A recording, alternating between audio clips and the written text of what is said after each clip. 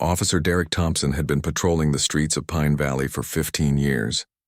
He knew every corner, every alley, and according to him, he knew exactly who belonged where. That Tuesday evening, as the sun was setting behind the old brick buildings, Derek was driving his patrol car through Maple Street when something caught his eye. A sleek black Mercedes was parked outside Mrs. Chen's corner grocery store. The car looked expensive, maybe $60,000 or more. Derek slowed down and squinted through his windshield. The license plate was clean, no visible damage to the car, but something about it bothered him. This wasn't the kind of neighborhood where you'd expect to see such a fancy ride. Pine Valley had seen better days. Most of the houses needed paint, and many of the residents worked 2 jobs just to make ends meet. Derek had grown up here, and he remembered when his family was the only white family on the block. Times had changed, but Derek's views hadn't changed with them. The driver's door opened, and out stepped a woman. She was well-dressed, wearing a navy blue blazer and matching pants that looked like they came from an expensive store. Her hair was styled perfectly, and she carried herself with confidence. Derek's jaw tightened. He'd seen this before, or at least he thought he had. The woman walked into the grocery store, and Derek pulled his patrol car to the curb. He turned off the engine and waited. His radio crackled with routine calls from other officers, but Derek ignored them. His focus was entirely on that Mercedes and its owner. Captain Alicia Washington had just finished a long day. As the newly appointed captain of the Metro City Police Department's East Division, she'd spent the morning in meetings and the afternoon reviewing case files. She'd taken the evening off to visit her mother, who lived in Pine Valley and was recovering from knee surgery. Alicia had changed out of her uniform before leaving the station. She preferred not to wear her police uniform when visiting family. It drew too much attention, and she wanted her personal time to remain personal. She'd grown up in this neighborhood too, just a few blocks from where her mother still lived. Her mother had asked her to pick up some groceries on the way over, simple things like milk, bread, and the special tea that helped with her arthritis. Mrs. Chen's store had been serving the community for 20 years, and Alicia's mother trusted her to carry the brand she liked. As Alicia walked out of the store carrying 2 paper bags, she noticed the police car parked nearby. She glanced at it briefly but didn't think much of it. Police cars were common in the neighborhood. She unlocked her Mercedes and placed the groceries in the back seat. Derek watched every move. In his mind, the pieces of a puzzle were falling into place, but it was the wrong puzzle with the wrong pieces. He saw an expensive car, a well-dressed woman, and a neighborhood that he didn't think could afford either. His 15 years on the force had taught him to be suspicious, but somewhere along the way, that suspicion had become twisted with prejudice. He started his patrol car and waited for the Mercedes to pull away from the curb. Derek followed at a distance, staying about 50 feet behind. His plan was simple: find a reason to make a traffic stop. Alicia drove carefully through the neighborhood streets. She'd been driving for over 20 years without a single accident or major traffic violation. She came to a complete stop at every stop sign, used her turn signals, and kept her speed well below the limit. The streets were narrow here, and children often played outside in the evening. Derek was growing frustrated. The woman was driving perfectly. No rolling stops, no speeding, no failure to signal. He needed something, anything, to justify pulling her over. Then he remembered his training academy instructor's words. Reasonable suspicion can be subjective. Derek flipped on his emergency lights. The red and blue flashing filled the quiet street, and several neighbors stepped out onto their porches to see what was happening. Alicia saw the lights in her rearview mirror and felt her heart skip a beat. She pulled over slowly and safely, making sure to give the officer plenty of room. She turned off her engine and placed her hands on the steering wheel where they could be clearly seen. As a police captain, she knew exactly what officers expected during traffic stops. She also knew her rights as a citizen. Derek approached the driver's side window, his hand resting on his service weapon. His body camera was recording as required by department policy. But Derek wasn't thinking about policy right now. He was thinking about proving his suspicions correct. Alicia rolled down her window and looked up at the officer. Derek was a tall man with graying hair and tired eyes. His name tag read Thompson, and his badge number was clearly visible. "Good evening, officer," Alicia said politely. "Could you tell me why you stopped me?" Derek looked down at her, taking in her appearance once more. Up close, she looked even more out of place to him. Her jewelry was real gold, her watch was expensive, And her car still smelled new. License and registration, Derek said without answering her question. I'd like to know the reason for the stop first, Alicia replied calmly. She kept her hands visible and her voice steady. Derek's eyes narrowed. I don't need to explain myself to you. License and registration. Now. Alicia reached slowly for her purse, narrating her movements as she'd been trained to do. I'm reaching for my purse to get my license. She pulled out her wallet and handed Derek her driver's license. The registration is in the glove compartment. I'm going to reach for it now. Derek examined the license. Alicia Washington, age 38, address in the suburbs. The Mercedes was registered to the same name and address. Everything was legal and proper, but Derek wasn't satisfied. What are you doing in this neighborhood? Derek asked. I'm visiting family, Alicia answered truthfully. Whose car is this? It's mine. The registration shows that. Derek's frustration was growing. Nothing was adding up the way he expected. What do you do for work? Alicia paused. She wasn't required to answer that question, and she knew it. Why is that relevant to this traffic stop, Officer Thompson? The use of his name seemed to surprise Derek. Most people didn't bother reading name tags during traffic stops. I'll ask the questions here, he said, his voice getting harder. By now, more neighbors had gathered on their porches and sidewalks. Some were holding cell phones, though Derek didn't notice. He was too focused on the woman in the expensive car who seemed too calm, too educated, and too confident for his liking. Mrs. Chen had walked out of her grocery store to see what was happening. She recognized Alicia as Mrs. Washington's daughter, the one who had become a police officer. She'd always been proud of that girl, watching her grow up to serve and protect the community. But Mrs. Chen also recognized the look in Officer Thompson's eyes. She'd seen it before too many times. It was the look of a man who had already decided someone was guilty of something, even if he couldn't say what. The evening air was getting cooler, and the streetlights were beginning to flicker on. What should have been a routine traffic stop was turning into something else entirely. Derek still didn't have a valid reason for the stop, but he was in too deep to back down now. Alicia sat patiently in her car, her training kicking in. She knew that any sudden movement or angry word could escalate the situation. She also knew that she was being treated differently than a white woman in an expensive car would be treated in this same situation. The irony wasn't lost on her. Tomorrow she would officially take command of the East Division, which included Officer Thompson's precinct. Tomorrow she would be responsible for ensuring that all officers in her command treated citizens fairly and with respect. But tonight, she was just another black woman being questioned for the crime of driving while black in her own neighborhood. Derek Thompson stood beside the Mercedes, becoming more agitated by the minute. The woman inside wasn't acting the way he expected. Most people got nervous during traffic stops, started talking too much, or made mistakes that gave him something to work with. But Alicia Washington sat calmly, following proper procedure, and asking questions that made Derek uncomfortable. Step out of the vehicle, Derek ordered, his voice carrying across the quiet street. Alicia felt her pulse quicken, but she kept her expression neutral. Officer Thompson, could you please tell me what law I've violated? You haven't given me a reason for this stop. Derek's face reddened. I said step out of the vehicle. Don't make me repeat myself. Several neighbors had gathered on the sidewalk now. Mrs. Chen stood in front of her store, wringing her hands.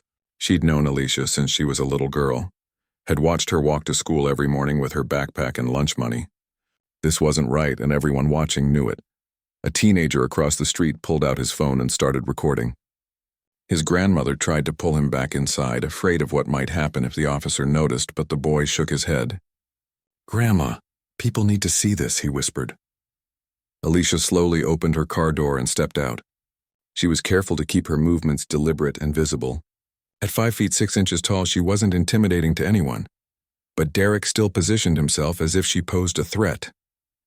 Put your hands on the hood of the car, Derek commanded. Am I under arrest?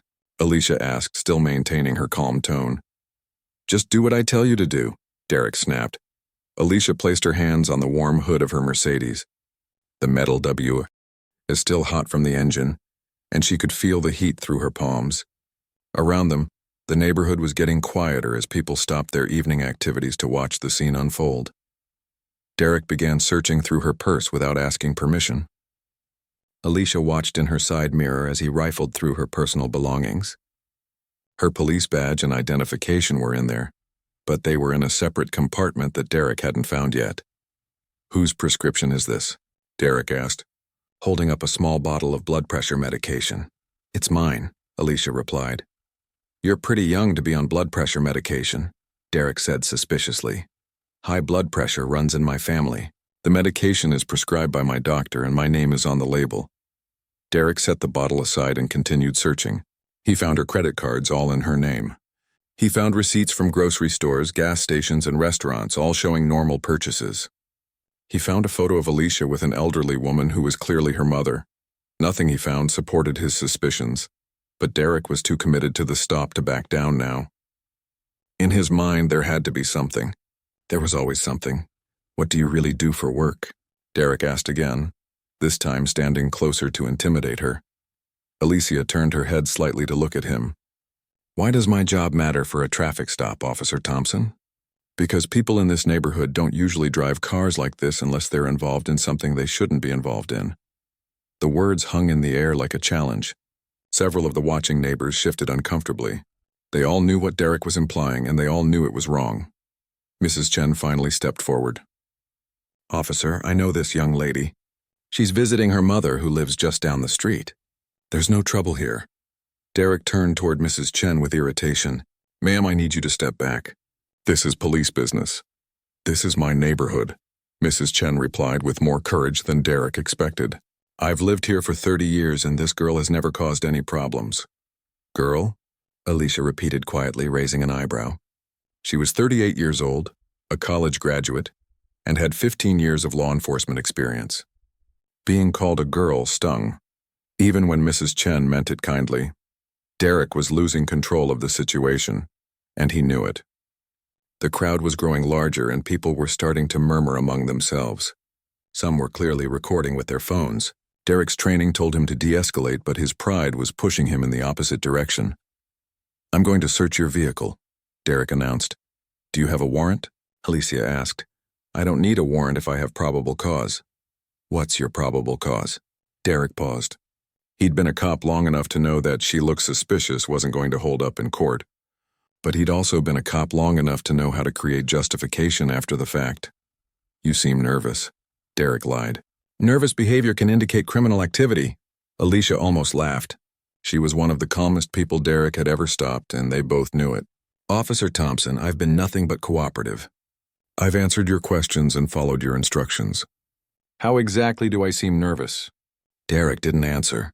Instead, he walked around to the passenger side of the Mercedes and tried the door handle. It was locked. "Open the car," he demanded. "I'm not consenting to a search," Alicia said clearly. She wanted to make sure everyone watching and Derek's body camera recorded her refusal. Derek's radio crackled with a call about a domestic disturbance 3 blocks away. He should have responded immediately, but he was too invested in this stop to leave now. The teenager with the phone had moved closer, making sure he got clear audio and video. His recording was already being streamed live on social media, and viewers were starting to comment and share. The word harassment appeared in the comments multiple times. "Ma'am, I'm going to need you to open this vehicle, or I'll have to assume you're hiding something," Derek said, his voice getting louder. "I'm not hiding anything," Alicia replied, "but I know my rights and I'm not consenting to a search without a warrant or probable cause." Derek felt trapped. He had no real reason to search the car, no evidence of any crime, and a growing crowd of witnesses watching his every move. But backing down now would feel like admitting he'd been wrong from the beginning. "Fine," Derek said, pulling out his notepad. "I'm writing you a citation." "For what violation?" Alicia asked. Derek scribbled on his pad, making something up as he went. "Failure to maintain proper following distance," Alicia blinked. "Officer Thompson, I was parked when you initiated this stop. I wasn't following anyone." Derek's hand froze over his notepad. She was right, and they both knew it. He couldn't write a citation for following too closely when she'd been parked outside a grocery store. The radio crackled again, more urgently this time. The domestic disturbance call was escalating, and backup was being requested. Derek's sergeant's voice came over the radio asking for his location and status. Derek keyed his radio. Unit 47, I'm conducting a traffic stop on Maple Street. We'll be clear shortly. Unit 47, we need you to respond to the domestic on Oak Street immediately. Derek looked at Alicia, then at the growing crowd of neighbors, then at his notepad with the impossible citation. His 15 years of experience told him to end this stop and respond to the real emergency. But his pride told him to find some way to justify what he'd already done. Alicia stood quietly beside her car, hands still visible, watching Derek struggle with his decision. She could see the conflict in his face, the moment where training and ego were battling each other. "Officer Thompson," she said softly, "perhaps you should respond to that emergency call. I'll be happy to continue this conversation another time." Derek looked at her sharply. There was something in her tone, something that suggested she knew more about police procedure than the average citizen. It made him even more suspicious. "What did you say your job was again?" Derek asked. Alicia smiled slightly. "I don't believe I ever told you what my job was, Officer Thompson." "You asked. But I asked you why it was relevant to this traffic stop. You never answered that question." Derek felt like he was being played, but he couldn't figure out how or why. The woman was too calm, too knowledgeable about police procedures, and too confident for someone who should have been intimidated by his authority. His radio crackled again. This time it was his sergeant, and the tone was not patient. "Unit 47, respond to Oak Street immediately." "That's an order." Derek knew he had to choose. Continue harassing a woman who had committed no crime, or do his actual job and respond to people who needed help. He put away his notepad without writing a citation.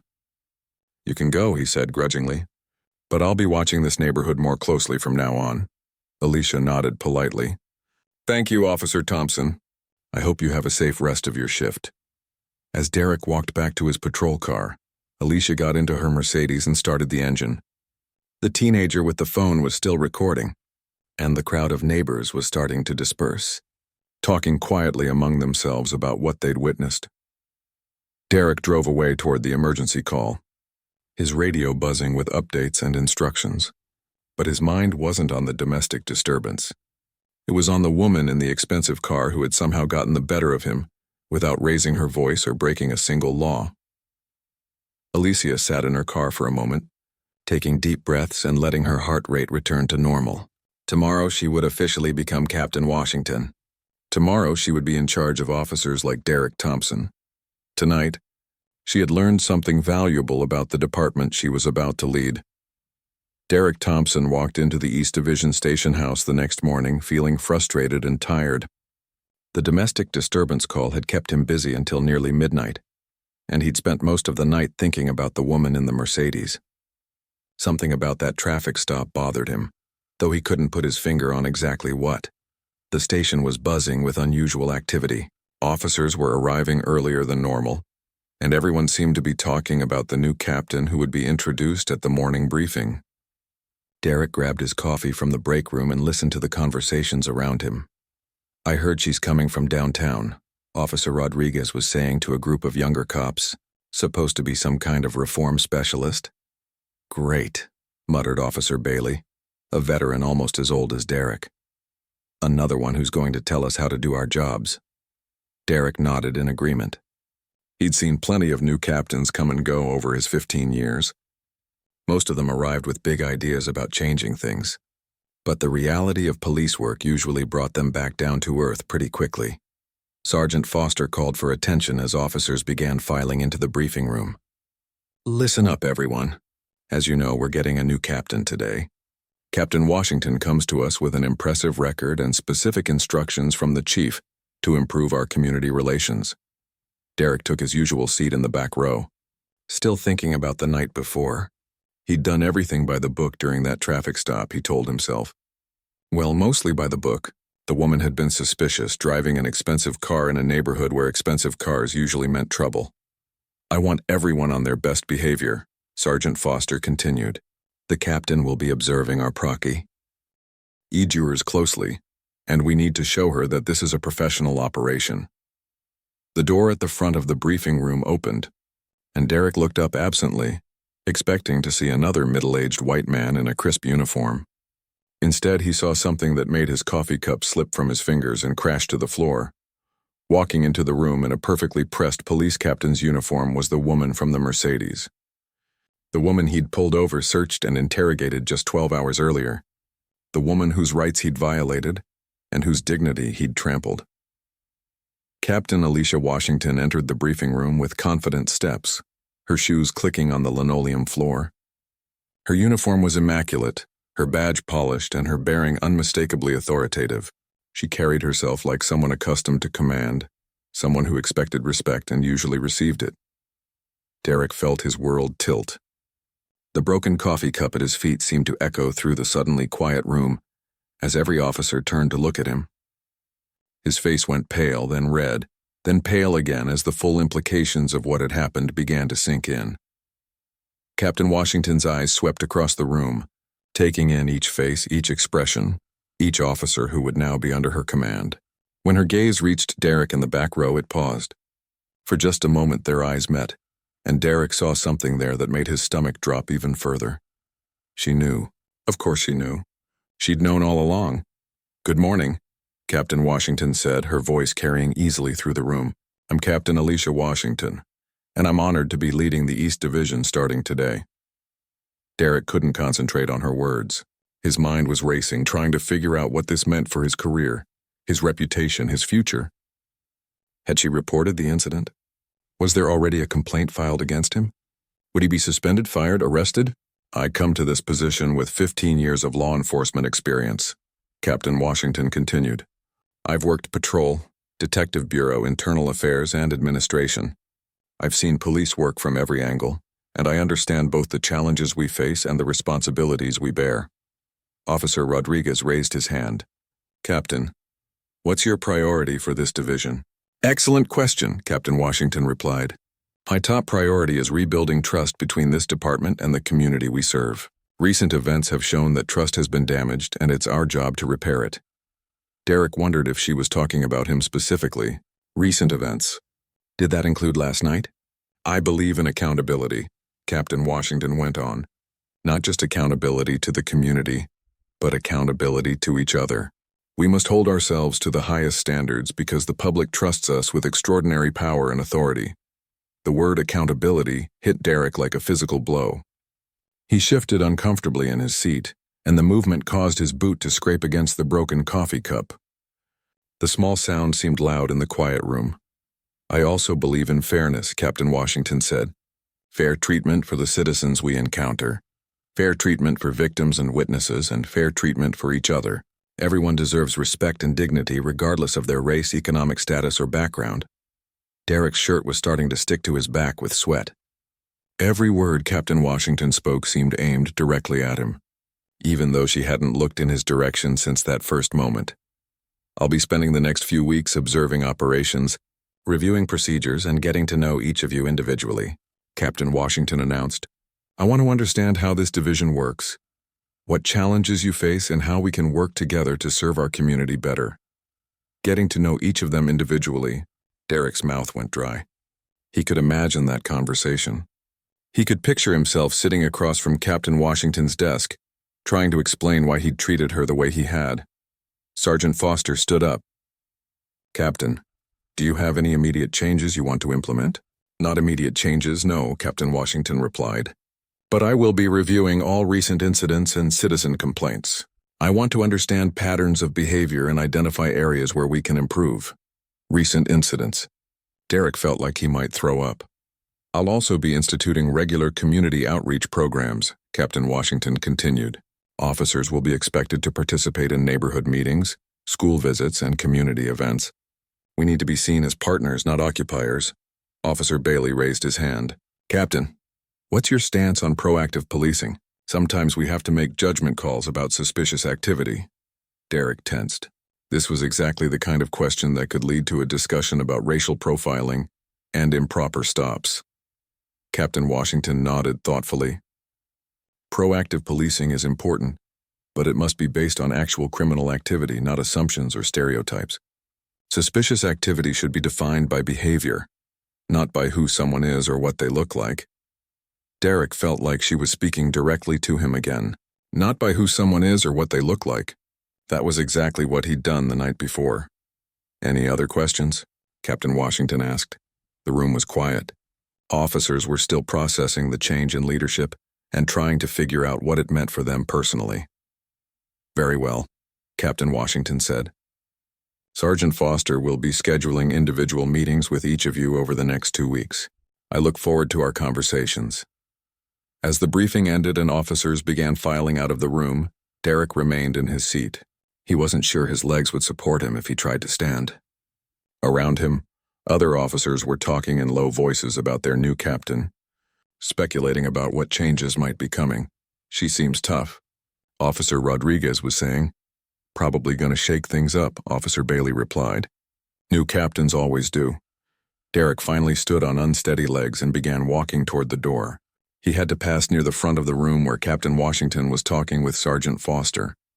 As he approached, she looked up and made direct eye contact with him. Officer Thompson, she said calmly. Derek stopped walking. The few remaining officers in the room turned to look at him. Yes, Captain, Derek managed to say. I'd like to schedule our individual meeting for this afternoon if possible, say 2 o'clock. Derek nodded, not trusting his voice to work properly. Excellent. I'll see you then. As Derek left the briefing room, he could feel Captain Washington's eyes on his back. He made it to the men's room just in time to throw up his breakfast. 2 o'clock seemed both too far away and too soon. Derek had 6 hours to figure out what he was going to say, how he was going to explain himself, and whether there was any chance of salvaging his career. He'd stopped a lot of people over the years. He'd made assumptions, taken shortcuts, and bent rules when he thought he could get away with it. But he'd never had to face the consequences like this. He'd never had to look his victim in the eye and explain why he'd treated her as less than human. Derek splashed cold water on his face and looked at himself in the mirror. For the first time in 15 years, he wasn't sure he recognized the police officer staring back at him. In her new office, Captain Washington was reviewing Derek's personnel file. 15 years of service? No major disciplinary actions, but several citizen complaints that had been dismissed or resulted in minor counseling. A pattern was emerging, and it wasn't a good one. She thought about the traffic stop the night before, about Derek's assumptions and prejudices, about the way he'd treated her simply because of the color of her skin. She thought about all the other people he'd probably treated the same way over the years. At 2 o'clock, there would be a reckoning. Derek Thompson was about to learn that actions have consequences, and that the badge he wore came with responsibilities he'd apparently forgotten. The meeting was 6 hours away, but Captain Washington was already prepared. She'd been preparing for conversations like this one her entire career. Derek Thompson stood outside Captain Washington's office at exactly 2 o'clock, his hand raised to knock on the door. He'd been standing there for 3 minutes, trying to work up the courage to actually make contact with the wood. His palms were sweaty, his mouth was dry, and his heart was beating so fast he worried it might be visible through his uniform shirt. The morning had been the longest 6 hours of his career. He'd tried to focus on routine paperwork, but his mind kept wandering back to the traffic stop. Every detail seemed worse in hindsight. The way he'd followed her without cause, the aggressive tone he'd used, the assumptions he'd made based on nothing but the color of her skin and the car she drove. "Come in," came Captain Washington's voice from inside the office. Derek knocked once and entered. The office was neat and professional, with commendations and certificates on the walls, family photos on the desk, and law enforcement textbooks on the shelves. Captain Washington sat behind her desk in her crisp uniform, looking every inch the professional police commander she was. "Close the door and have a seat. Officer Thompson," she said, gesturing to the chair across from her desk. Derek did as instructed, noting that she'd used his rank and last name rather than his first name. The formality felt ominous. Captain Washington opened a folder on her desk. Derek could see his personnel file inside, along with what looked like other documents. She studied the contents for a moment before looking up at him. "Officer Thompson, how long have you been with the department?" 15 years, Captain." "And how would you describe your performance during those 15 years?" Derek swallowed hard. "I believe I've served with distinction, Captain. I've never had any major disciplinary actions." Captain Washington nodded slowly. "That's true. No major disciplinary actions, but I see several citizen complaints in your file. Would you like to tell me about those?" Derek's stomach tightened. "Those complaints were investigated and found to be without merit, Captain." "Were they?" Captain Washington asked, raising an eyebrow. Or were they simply dismissed because there wasn't enough evidence to prove wrongdoing? Derek didn't answer. He wasn't sure what the right answer was. Captain Washington reached into her desk drawer and pulled out a small device. Derek recognized it immediately as a digital audio recorder. "Officer Thompson, I want to play something for you," she said. Pressing a button on the recorder, Derek's own voice filled the room. Tinny and distorted, but clearly audible. "What are you doing in this neighborhood? Whose car is this? You seem nervous." Nervous behavior can indicate criminal activity. Derek felt like he was going to be sick again. She'd recorded the entire traffic stop. Captain Washington stopped the recording and looked at Derek. "Would you like to explain to me what reasonable suspicion you had to initiate this traffic stop?" Derek opened his mouth, then closed it again. He'd rehearsed this conversation dozens of times in his head over the past 6 hours, but now that he was here, all his prepared explanations seemed weak and pathetic. "I saw an expensive car in a neighborhood where expensive cars are unusual," Derek finally said. "And that gave you reasonable suspicion of what crime?" Derek was quiet for a long moment.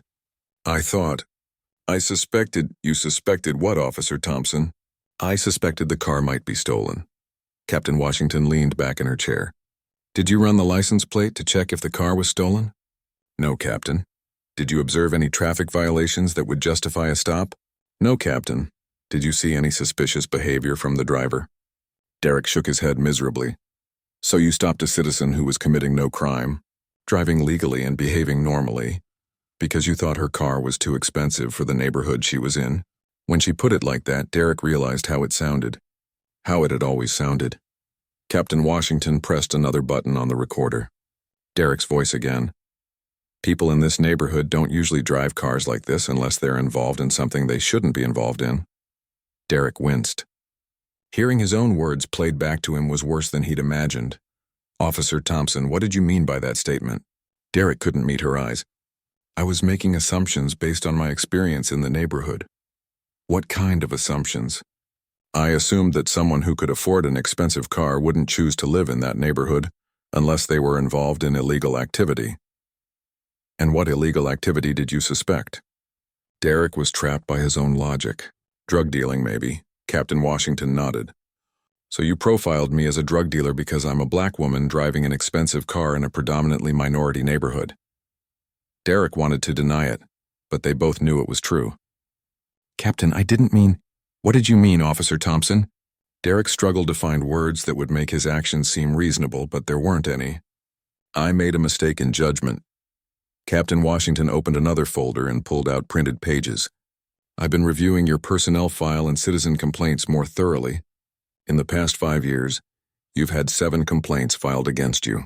6 of those complaints were filed by people of color. All 7 complaints involved traffic stops where no citation was issued and no arrest was made." Derek felt the weight of those numbers. He'd never thought about the pattern before, but now it was undeniable. "Officer Thompson, do you believe you have a problem with racial bias?" Derek wanted to say no. He wanted to defend himself, to explain that he wasn't a racist, that he was just doing his job. But sitting in that office, looking at his own personnel file, listening to recordings of his own voice, he couldn't make himself say the words. "I don't know. Captain?" he said quietly. Captain Washington closed the folders and looked directly at Derek. "I'm going to give you a choice, Officer Thompson. You can face formal disciplinary proceedings, which will likely result in suspension without pay and possible termination. Or you can accept what I'm about to propose." Derek looked up hopefully. "What are you proposing, Captain?" "Mandatory training on implicit bias and cultural sensitivity. Community service in the Pine Valley neighborhood, working with local organizations to understand the people you've been policing.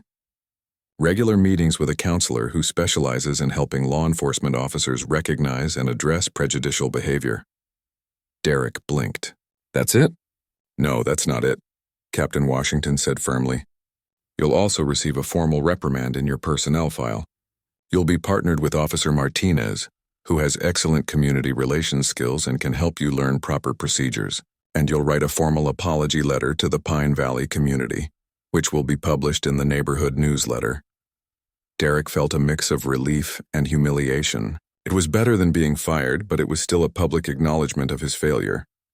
How long would this training and community service last? Derek asked. 6 months minimum, possibly longer depending on your progress. Derek thought about his options. Formal disciplinary proceedings would probably end his career. The training program was humiliating, but it would let him keep his job. What if I refuse both options? Derek asked.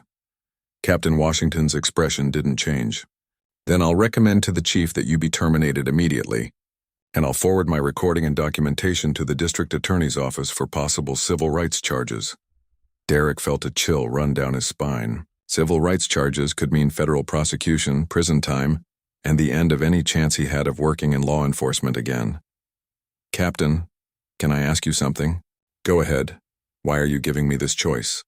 After what I did to you, why not just fire me? Captain Washington was quiet for a moment, considering her answer. Because I believe people can change, Officer Thompson. I believe that good officers can make bad decisions and learn from them. But I also believe that change requires accountability. Derek nodded slowly. If I accept the training program, what guarantee do I have that you won't still file charges against me later? You have my word that if you complete the program successfully and demonstrate genuine change in your behavior, this matter will be considered resolved. Derek looked around the office, at the certificates and commendations on the walls, at the family photos on the desk. Captain Washington had earned her position through hard work and dedication. She'd probably faced discrimination and prejudice throughout her career, and still she was willing to give him a chance to learn and grow. I accept the training program, Derek said. Captain Washington nodded. Good. You'll start Monday morning with the bias training. Dr. Kelly runs the program at the community college. You'll report to her at 8 a.m. Captain, can I ask another question? Yes. How did you know last night? How did you know I was making assumptions about you? Captain Washington almost smiled. Officer Thompson, I've been dealing with officers like you for my entire career. I knew exactly what you were thinking from the moment you turned on your emergency lights. Derek felt ashamed all over again. I'm sorry, Captain. I know that doesn't change anything, but I am sorry. Apologies are a start, Officer Thompson, but actions matter more than words. Show me you can change, and we'll consider this matter closed. Derek stood up and walked toward the door. Before leaving, he turned back to face Captain Washington. Captain, thank you for giving me this chance. Don't thank me yet, she replied. Thank me in 6 months if you've learned something and become a better officer. Derek nodded and left the office. As he walked down the hallway, he realized his life had just changed completely.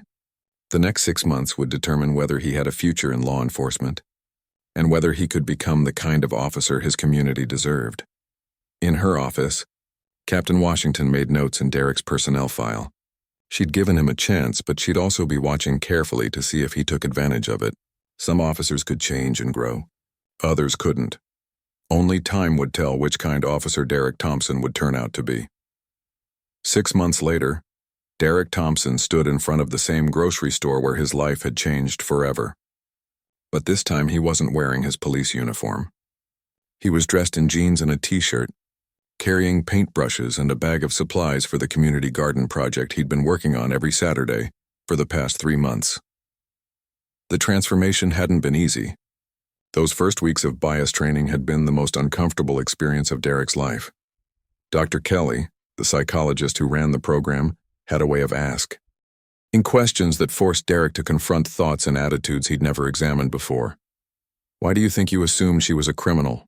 Dr. Kelly had asked during their first session.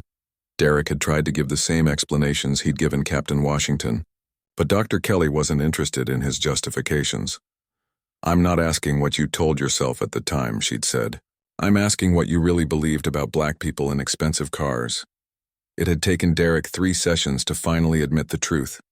He'd grown up hearing his father make comments about those people and their fancy cars bought with drug money. He'd absorbed those attitudes without question, carrying them into his police work like an invisible piece of equipment. The community service had been even harder than the counseling. Captain Washington had assigned Derek to work with the Pine Valley Neighborhood Association, helping with cleanup projects, youth programs, and community events. At first, residents had been suspicious and hostile. They remembered the officer who had harassed Mrs. Washington's daughter, and they weren't interested in giving him a second chance. Mrs. Chen had been the first to warm up to him, probably because she felt sorry for how uncomfortable He looked at the first community meeting he attended. "You look like you want to run away," she'd said to him during a break in the meeting. "I feel like I want to run away," Derek had admitted. "Good," Mrs. Chen had replied. "That means you're paying attention." Slowly, through months of showing up consistently and doing whatever tasks needed to be done, Derek had begun to earn the community's trust. He'd painted over graffiti, helped elderly residents with their groceries, and coached basketball for kids in the after-school program. The real breakthrough had come when Derek met Anthony, Mrs. Chen's 16-year-old grandson. Anthony was the teenager who had recorded the traffic stop 6 months earlier. And he'd made it clear that he had no interest in talking to Derek. "My grandma says I should give you a chance," Anthony had said during Derek's third week of community service. "But I think you're just here because you got in trouble." Derek had been helping Anthony clean up the basketball court at the community center when the conversation started. "You're right," Derek had said. "I am here because I got in trouble. But I'm starting to understand why I got in trouble, and that's different." Anthony had stopped sweeping and looked at Derek. "What do you mean?" Derek had struggled to find the right words. "I mean, I used to think I was a good cop because I arrested bad guys and kept the streets safe. But I never thought about how I decided who the bad guys were. And now you do?" Derek had nodded. "Now I'm learning that I made a lot of assumptions about people based on what they looked like instead of what they actually did." That conversation had led to many others. Anthony had started telling Derek about what it was like to grow up in Pine Valley, about getting followed in stores and stopped by police for no reason other than being a young black man. Derek had listened, really listened, for the first time in his career. The training with Officer Martinez had been educational in a different way. Rosa Martinez had been working the Pine Valley beat for 8 years, and she knew every family in the neighborhood. Derek watched her interact with residents and began to understand the difference between community policing and what he'd been doing. "People aren't the enemy," Officer Martinez had explained during one of their patrols. "They're the reason we have jobs. We're supposed to protect and serve them, not intimidate and harass them." Derek had seen Officer Martinez de-escalate situations he would have made worse. He'd watched her build relationships with people he would have viewed as suspects. He'd learned that being a good cop meant being part of the community, not standing apart from it. The formal apology letter had been published in the Pine Valley newsletter after Derek's 3rd month of community service. He'd rewritten it 4 times before Dr. Kelly and Captain Washington had approved it. In the letter, Derek had acknowledged his mistakes, taken responsibility for his actions, and committed to doing better in the future. The response from the community had been mixed. Some residents had appreciated the gesture, while others had remained skeptical. But Derek had continued showing up week after week, proving through his actions that he was serious about change. Now, as Derek mixed paint for the community center's new mural, he reflected on how much his perspective had changed. The Pine Valley neighborhood that he'd once seen as dangerous and suspicious was now a place where he knew people's names, their stories and their struggles. Mrs. Rodriguez, whose husband worked 2 jobs to support their family, always brought Derek a cup of coffee when he worked on Saturday mornings. Mr. Jackson, a retired teacher, had become Derek's chess partner and had been teaching him about the history of the neighborhood. Little Ashley from down the street always ran up to give Derek a high five when she saw him, proud to show off the reading progress she'd made in the tutoring program he'd helped organize. "Officer Thompson," called a voice behind him. Derek turned to see Anthony approaching with a group of his friends. Over the months, Anthony had become something like Derek's unofficial guide to understanding the community from a young person's perspective. "We're not calling you officer anymore, remember?" Anthony said with a grin. "You're just Derek on Saturdays." Derek smiled back. It had taken time for him to get comfortable being seen as a person rather than just a uniform, but he'd learned to appreciate the difference. "How's the mural coming along?" Anthony asked, looking at the half-finished painting on the community center wall. "Pretty good. Your grandmother's design is more complicated than I expected, but it's going to be beautiful." The mural depicted the history of Pine Valley, from its early days as a farming community, through its current status as a diverse neighborhood of working families. Mrs. Chen had designed it as part of a project to help young people learn about their community's heritage. "Derek, can I ask you something?" Anthony said, his tone becoming more serious. "Sure. Do you think other cops can change the way you did?" Derek considered the question carefully. I think some can, but they have to want to change, and they have to be willing to admit they've been wrong about things. That's the hard part, Anthony nodded. My mom says she still gets nervous when she gets pulled over. That makes sense, Derek said. I'm sorry that we've given people reasons to feel that way. But you're different now? Derek thought about how to answer honestly. I'm trying to be different. I'm learning to see people as individuals instead of making assumptions about them. But it's an ongoing process. I have to work at it every day. Captain Washington appeared around the corner of the community center, walking with Mrs. Chen and carrying a box of supplies for the mural project. Derek felt a familiar mix of respect and gratitude when he saw her. She'd checked on his progress regularly over the past 6 months, but she'd also given him space to learn and grow. Good morning, Derek, Captain Washington said as she approached. How's the project going? Really well, Captain. Mrs. Chen's design is coming together nicely. Captain Washington examined the mural, nodding approvingly at Derek's careful work. This is going to be a wonderful addition to the community center. Mrs. Chen beamed with pride. Derek has been very patient with my complicated ideas, and he's learned to paint much better than when he started. I had a lot to learn, Derek said with a self-deprecating laugh. Captain Washington looked at Derek thoughtfully. How do you feel about returning to regular patrol duties next month? Derek had mixed feelings about going back to full-time police work. The community service had been challenging but rewarding in ways he'd never expected. I'm nervous, Derek admitted, but I think I'm ready. I want to put what I've learned into practice. Officer Martinez speaks very highly of your progress, Captain Washington said. She thinks you've developed a much better understanding of community policing principles. She's been an excellent teacher, Derek replied. I've learned more from her in 6 months than I learned in my first 10 years on the force. Anthony stepped forward. Captain Washington, can I say something? Of course, Anthony.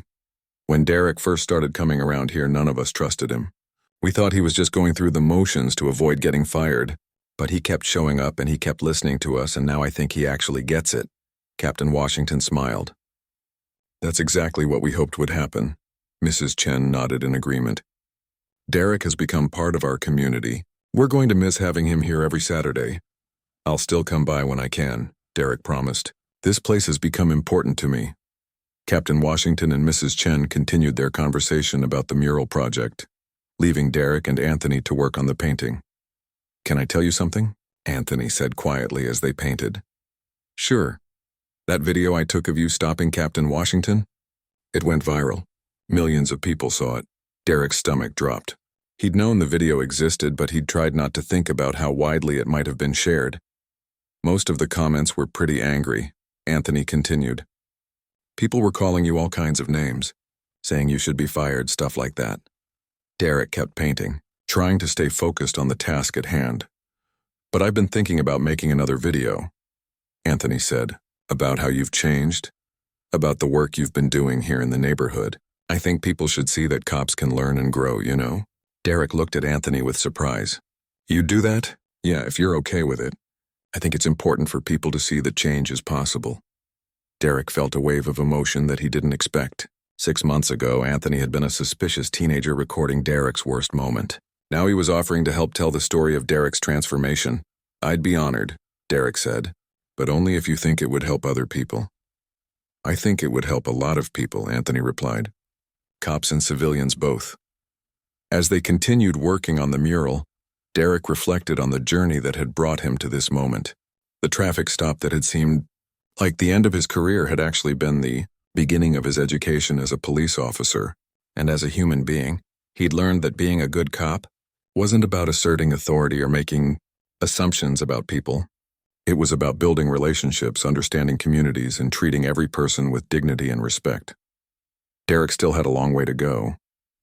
He knew that overcoming 15 years of ingrained attitudes and behaviors would be a lifelong process. But he also knew that he was on the right path, supported by colleagues like Officer Martinez and Captain Washington, and welcomed by a community that had given him a chance to prove he could change. The mural was nearly finished when Derek stepped back to admire their work. The painting told the story of Pine Valley's evolution from a small farming community to a vibrant neighborhood of diverse families working together to build a better future. In many ways, Derek thought it was also the story of his own transformation, and he was grateful to be part of both stories.